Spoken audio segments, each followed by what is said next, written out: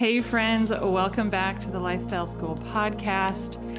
The end of January is right around the corner. Wondering, how are you doing on your New Year's resolutions? I hope they're going well. I hope they're exceeding your expectations, but I know a lot of people still subscribe to the calorie counting method for weight loss. And if you've been around here for a while, you know I do not subscribe to it because I have never seen it work long term for anyone, myself included. And so today I want to talk about counting calories.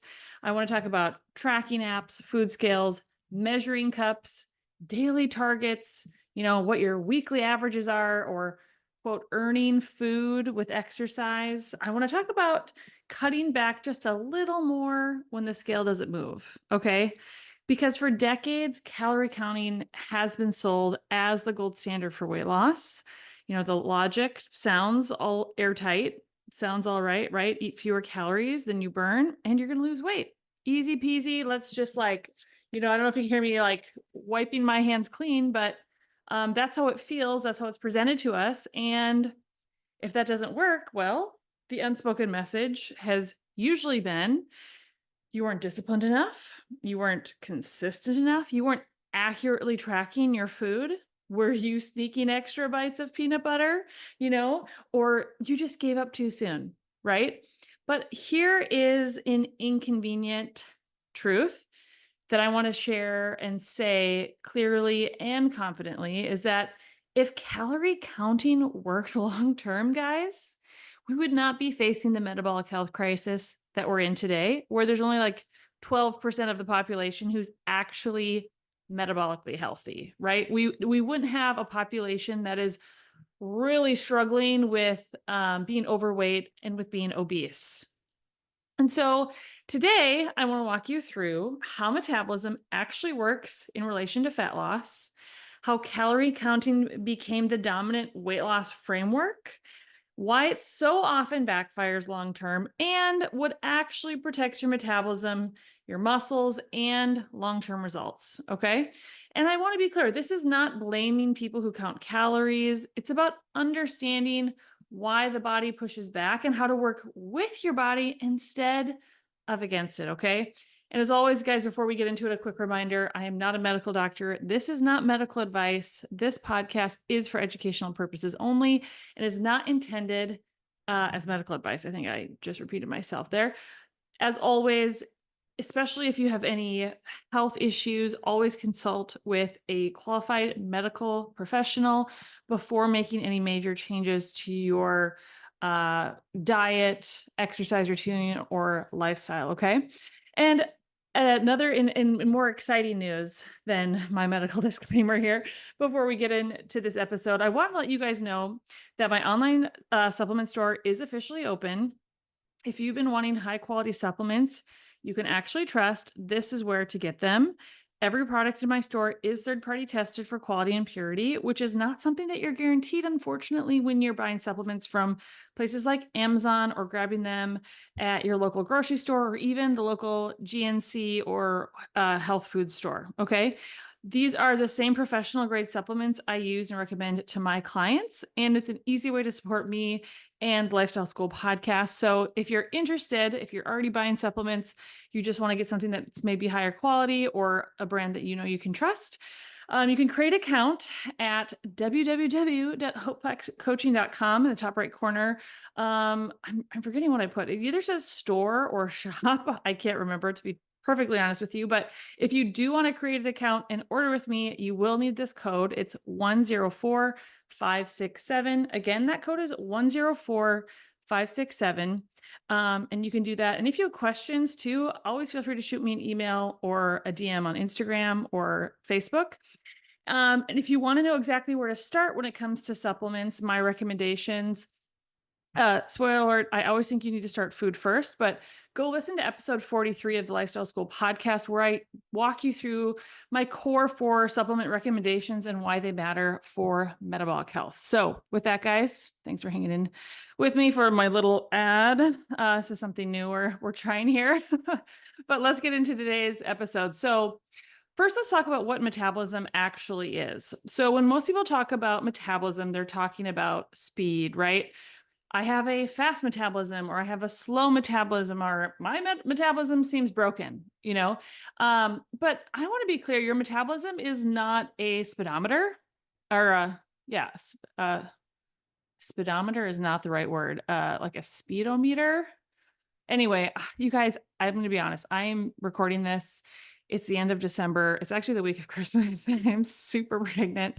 So the words are still struggling. Hopefully by the time you're listening to this, great episode on metabolism. I've had my baby. I'm recovering at home and just doing great. But I'm trying to work ahead for you guys because I appreciate that you're here and you're giving me your time. So let's get back into the episode. Sorry for that little sidebar. But so your metabolism isn't like I don't know the word. Anyway, your metabolism is what it is the sum of all the chemical processes in your body that keep you alive. Okay. It governs how you use fuel, how you store fuel, how you release fuel, how you repair tissue, how you build muscle, how you regulate your hormones, and how you respond to stress. And its core, I should say at its core, metabolism is constantly asking for asking this one fundamental question. And that is it safe to spend energy, or do we need to conserve it? Okay. So this is like the main question your metabolism, your body is always asking: is it safe to spend energy, or do we need to conserve it? And fat loss only happens when the body feels safe enough to release stored energy, and stored energy being fat, right? And I want to be, again, clear that this decision is not driven by calorie math, right?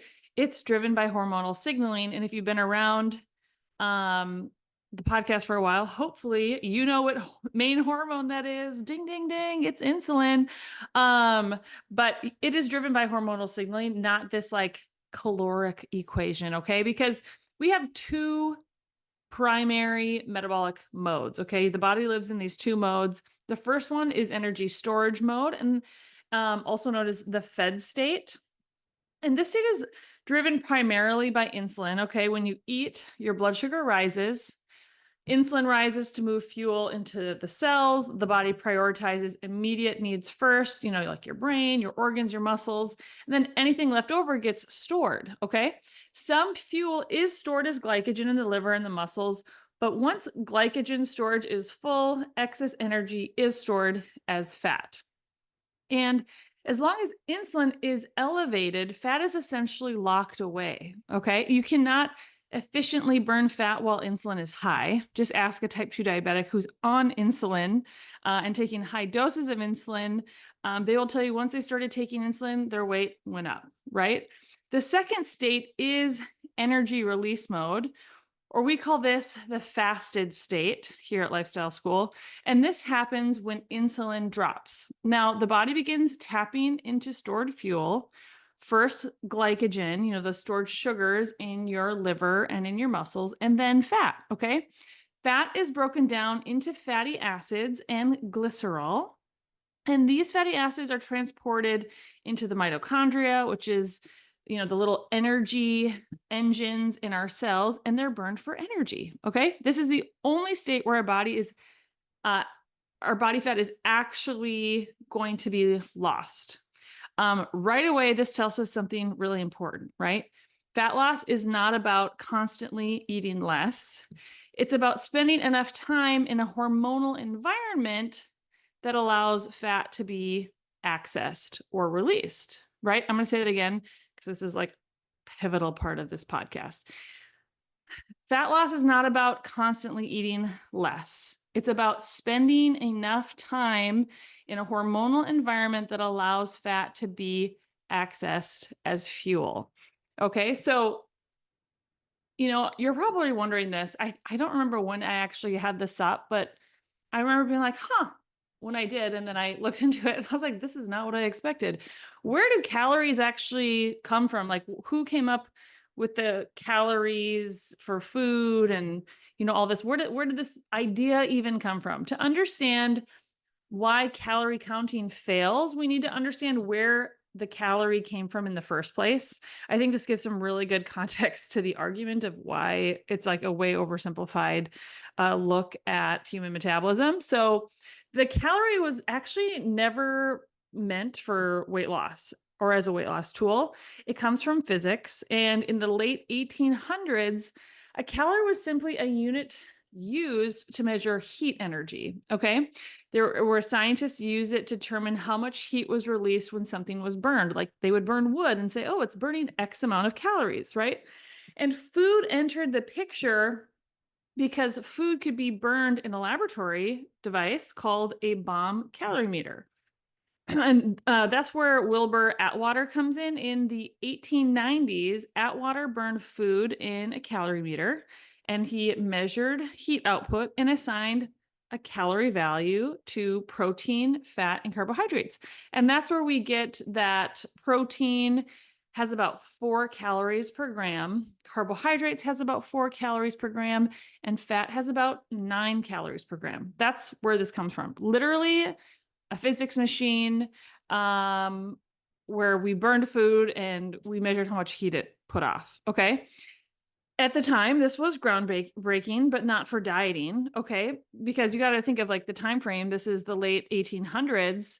The original purpose was to feed populations efficiently, prevent starvation, support industrial workers at that time, and optimize food supply for economics. Okay.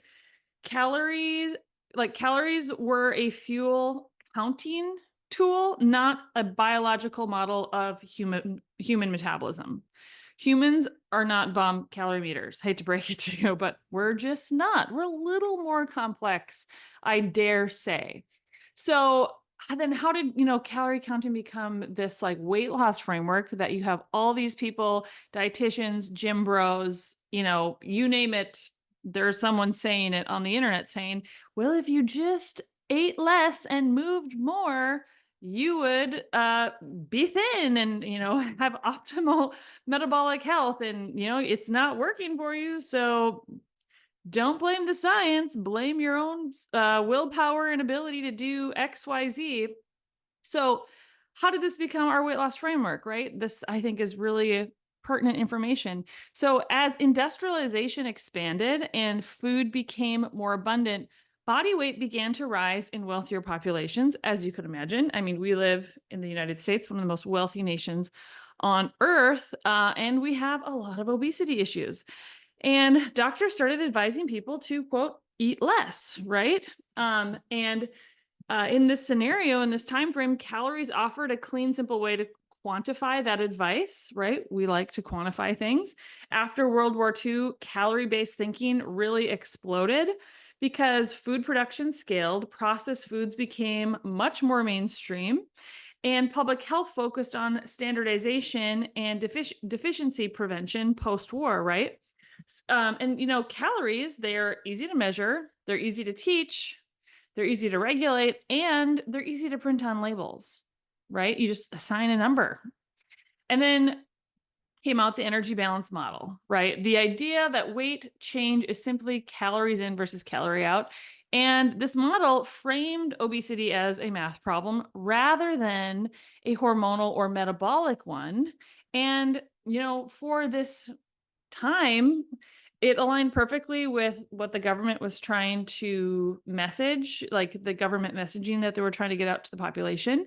Really worked for food manufacturers, right? As food started to become more and more industrialized and processed.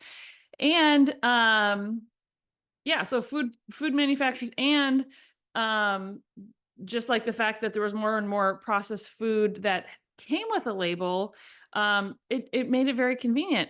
Nothing had changed like systematically. Sorry, how do I want to say this? Nothing had to change systematically, but responsibility stayed with the individual, right? So food became more processed, but it was still your own personal responsibility to not eat too many calories. And so an often argument I get is like, well, I did calorie counting and I lost 20 pounds. And, there's a reason why calorie counting often works at first. And I think this is the part that confuses people because it does usually work in the beginning. You reduce your calorie intake. We've all tried it. The scale moves, your clothing fits differently. But early weight loss doesn't mean that the strategy is metabolically sound. I want to be clear on that. Just because you're losing weight in a particular way doesn't mean that the strategy is metabolically sound. Because when it comes to calorie counting, in the short term, your body cooperates, right? You drop some weight. But the problem comes in the long term is your body adapts to the caloric restriction. And that's where people run into issues. And this brings us to, the point of metabolic adaptation, which is our body's survival response. Because so when you consistently eat fewer calories without improving your metabolic signaling, which is like those hormones that signal whether it's okay to be in a fed state versus a fasted state, the body does not interpret this as a healthy plan. Okay. It interprets the reduction of calories as food scarcity. And the body literally has one priority in the situation, and really anytime we put ourselves in a stressful environment, and that is survival, right? Our bodies are really good at surviving, and sometimes that can really come back and bite us in the butt. So what does our body do when we reduce calories? It adapts. Our resting metabolic rate decreases, our non-exercise activity drops. You will just find yourself moving less without even realizing it because your body becomes more energy efficient. Okay. This is metabolic adaptation. You're now burning fewer calories at the same intake. So like, let's say you were eating roughly 1,800 calories, you ratchet it down to 1,500 calories, you lose some weight, but a couple weeks in, you're like, oh, I'm not losing weight anymore. Well, it's likely because your body is no longer burning 1,800 calories. It's burning 1,500 calories because it adapted to what you were doing. And it's not because your metabolism is broken, but because it's functioning exactly the way it was designed to. And here's the really tricky thing that happens when we reduce calories. Our hunger hormones push back. So at the same time, we're reducing calories, our hunger hormones shift dramatically. And this has actually been studied. And they did the Minnesota starvation study was very interesting. Came out of, I believe, the University of Minnesota, which, as I'm a born and raised Minnesotan. I don't know if sometimes you guys hear my Minnesotan accent come out on this podcast, but, I've been in California now 3 years, and sometimes I do still hear it. No shame in my game, guys. But so they had a great study come out after World War II, looking at the effects of starvation. So it was a more extreme deal, but it really gets the point across. So our hunger hormones push back. Leptin, which signals energy sufficiency, drops with fat loss and calorie restriction. Okay. So lower leptin tells our brain that energy is scarce or food is scarce, right? Conserve, eat more. And then ghrelin, our hunger hormone, jumps up. It rises and our food thoughts increase, right? Our cravings are going to intensify. Our appetite becomes so much harder to ignore. I don't know if you guys have ever experienced this on calorie restriction. I know I sure have. And I want to be, clear on this. I think a lot of times when we feel ourselves go through this change in our hunger hormones, when we're doing calorie restriction, we think of it of like, oh, well, like what happened to my willpower? Or what happened to my discipline? Why am I turning into this like crazy person? It's so hard to stay on my plan. And this isn't a discipline issue. It's not a willpower issue. This is literally your brain protecting you from starvation because that's what your body is reading it as. Okay.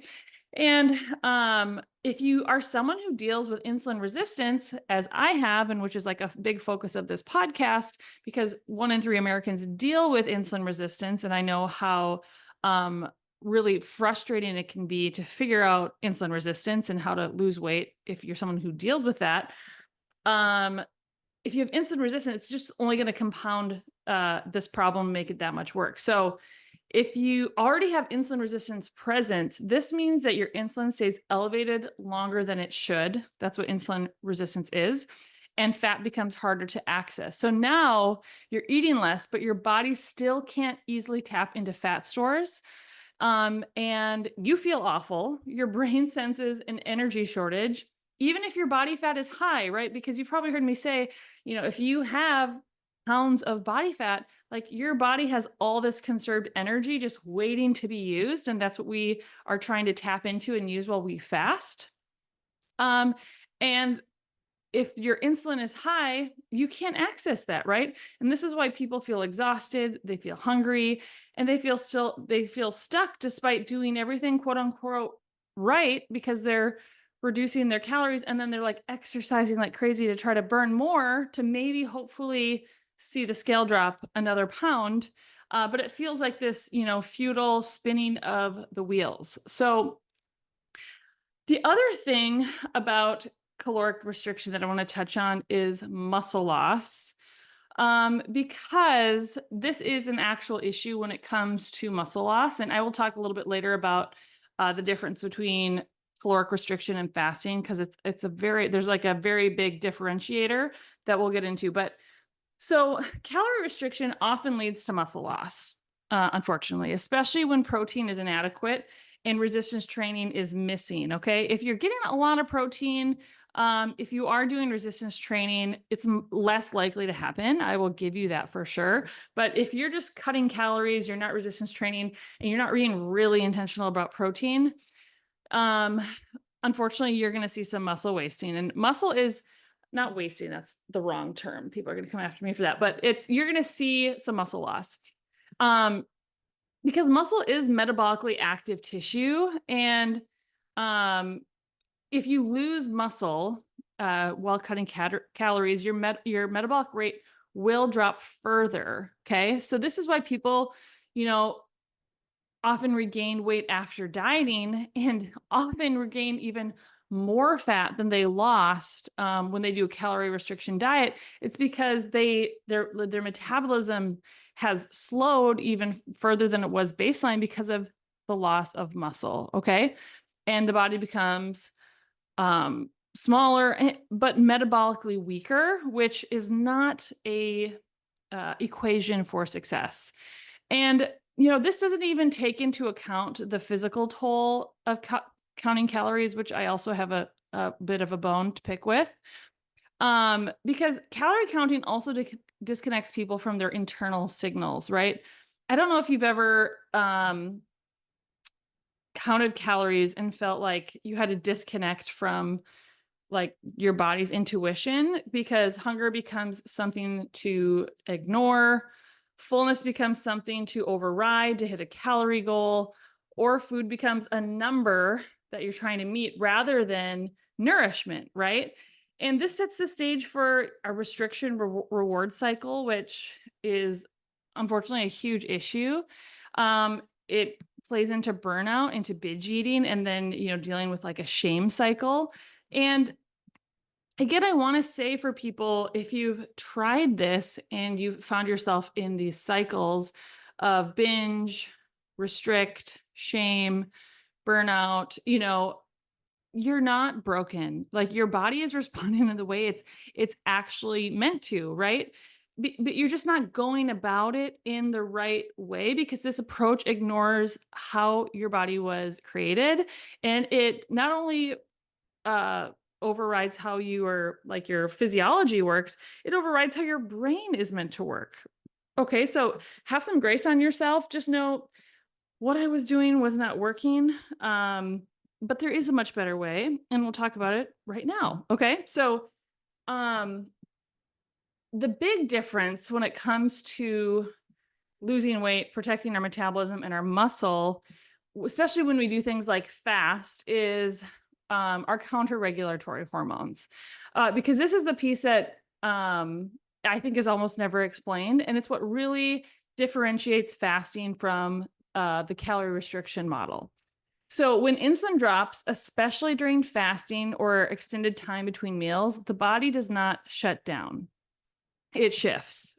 Okay, because there's no food coming in, not just like a low amount of food, we have these amazing things called counter-regulatory hormones that rise to protect our metabolism and preserve our muscle. So when your body activates those counter-regulatory hormones, we actually see an increase in metabolism. And this includes, these counter-regulatories include glucagon, human growth hormone, adrenaline and noradrenaline, and then a little bit of cortisol, okay, which is healthy in time appropriate amounts. Want to be always clear because I think people hear cortisol and they go, cortisol. But I'm not talking about chronic fight or flight. I'm talking about fasting, okay? A little bit different. And what these hormones do is they mobilize stored fat. They help maintain blood sugar. They protect lean tissue, like human growth hormone is there specifically to protect lean tissue, and they increase fat oxidation, so the use of fat, and they help preserve our metabolic rate. So human growth hormone in particular rises. It's so hard to talk, guys. Human growth hormone in particular rises rises significantly during fasting. And its job is to protect muscle and promote fat burning. Okay. Adrenaline increases fat release, so it can be used for energy. Glucagon signals the liver to release stored energy, those stored glycogen. And this is why fasting, when done appropriately, does not slow metabolism the way that chronic calorie restriction does. Instead of telling the body food is scarce, fasting tells the body we're safe, we have stored energy, let's use it. Okay. And this is like a fundamentally different signal. And it also, if you're someone who deals with insulin resistance, it sets your body up to lower insulin. Like fasting is the number one way to lower insulin, because anytime you put food in your mouth, you stimulate insulin. And so you're not putting any food in your mouth. So your insulin is low, and that's going to allow you to access that stored fat, right? And so when insulin exposure is reduced and then counter-regulatory hormones are allowed to do their job, fat becomes more accessible, hunger normalizes, energy improves, your muscle is protected, and your metabolic rate is preserved. Okay. And this is why people often report, I'm eating less, but I'm not hungry, or I have more energy. I'm finally losing fat without fighting my body. These are all the things I hear my clients say over and over and over again. The food noise is finally quieted in my brain. We're not even taking in GLP-1s, guys, but the food noise is gone. And to be clear, the difference is not anything to do with willpower, with discipline. It has to do with working with the way that your body was made. And it's all about how your body is signaling. Okay. So if you're feeling frustrated, we're at the end of January with the plan that you've been doing, I want to say there's a different route to take. Sustainable fat loss doesn't come from eating as little as possible. Contrary to maybe what you've been told. It comes from restoring trust between your body and your brain. Okay. And what that means is lowering your insulin exposure, eating real nutrient dense food, allowing time between meals. We're not snacking 24/7. We're using fasting strategically if it's appropriate for you. We're preserving and building muscle, and we're supporting our sleep and stress regulation, two things that are also central to this, even though they have nothing to do with calorie counting. Okay. Because when the body feels safe, it's going to let go of fat. And that is a really exciting thing for someone who feels like they've just been spinning their wheels, eating less and moving more, and then falling off because you're discouraged and you feel depressed and you feel starving and your weight is bouncing back up. The body releases fat when it feels safe. And that is what the lifestyle school approach to weight loss does. Okay. And I, want to be clear as we close here, calories aren't meaningless, okay? But they're more downstream information is how I like to think about them. They're not like the driver. Your body isn't a calculator. It is a hormonally regulated adaptive survival system. And when you work with your biology instead of against it, fat loss stops being a constant fight. And that's exactly what we focus on here. in this podcast, teaching you how to build a lifestyle and metabolism that actually supports your long-term health. And if this episode resonated with you, I would be so honored if you shared it with someone who's tired of blaming themselves for truly what I believe is a broken system. And if you feel like, this makes a lot of sense to me, but I don't know exactly where to start, it's kind of overwhelming. I'd love to invite you to join my Lifestyle School for Weight Loss course. I also do one-on-one personalized coaching in an 8-week program in conjunction with that course. I don't know if I'm yet taking on new clients after just having this baby, but reach out and I will let you know. My roster is quite full at the moment, and I'm not sure how many spots I'll have open by the time this comes out, but if you need one-on-one help, I would love to help you, even if that looks like you going through the Lifestyle School course and then we just communicate via email every once in a while, and I kind of help guide you through that. I'd be more than happy to do that if, my bandwidth to do more one-on-one coaching is maxed out with a new baby. But I feel this because fat loss shouldn't feel like a war with your own body. For many years, I felt like I was at war with my own body. And as a nutrition coach, I didn't figure this out until I was, I've been doing this for about 10 years. I didn't figure this out until about 5 years in, right? And it was so incredibly frustrating. But because fat loss shouldn't feel like a war with your body, but I think for many of us, it does. It should feel like your body is finally working with you. And so, if this resonated, again, guys, I would love it if you'd share it with a friend, a loved one. And if you want to work together, reach out. You can do that on Instagram, on Facebook, or you can shoot me an email at hopeplattcoaching@gmail.com. I would love to hear from you. I would just, even if you've been starting to apply this and having some success, I always love to hear those stories of people who are just listening to the podcast and having great results. It literally makes my day when you guys tell me how the time and effort I'm putting into this podcast has helped you. So with that, guys, subscribe to the show, review it, leave a comment. I think I'm missing something, but I hope you guys are making progress to your goals as we, wrap up this January, because it's hard. It's hard to change your life, your lifestyle. It's hard to change your identity, but I want you to know I'm here in your corner cheering you on. I would love to hear from you. And I hope you guys are just having a great week, and we'll see you next time on the Lifestyle School podcast.